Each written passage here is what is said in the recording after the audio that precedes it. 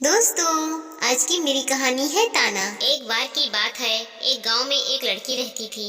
वो लड़की पढ़ाई में बहुत होशियार थी, लेकिन उसकी पढ़ाई नहीं हो पाती थी क्योंकि उस लड़की के घर में पैसे की बहुत परेशानी थी।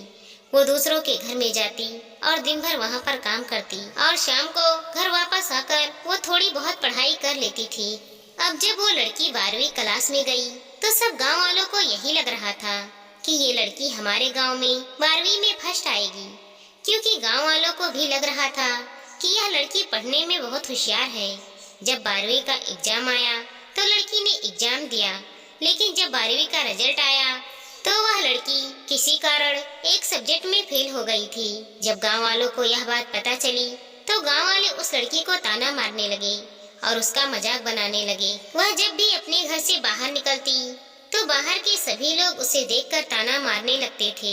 अब वह लड़की सब लोगों के ताने से बहुत परेशान रहती थी। सब गांव वालों से परेशान होकर लड़की ने यह बात अपने गुरु को बताई। गुरुजी, मैं जब भी अपने घर से बाहर निकलती हूँ तो गांव के सभी लोग मुझे ताना मारते रहते हैं और मेरा मजाक बनाते हैं।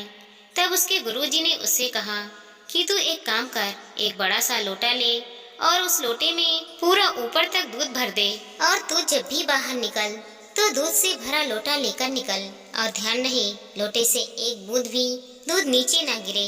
अब लड़की ने वैसा ही किया। अब जब भी वह बाहर निकलती तो लोटे से दूध भरा हुआ लेकर निकलती।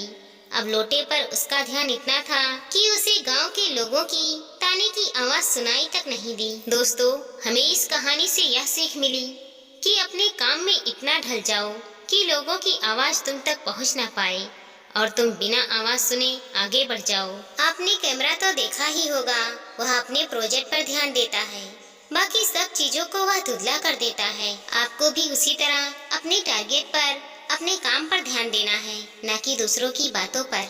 दूसरों की बातों पर अगर ध्यान दोगे तो कभी भी जीवन में आगे नहीं बढ़ पाओगे। दोस्तों, हमारी छोटी सी कहानी देखने के लिए आप सब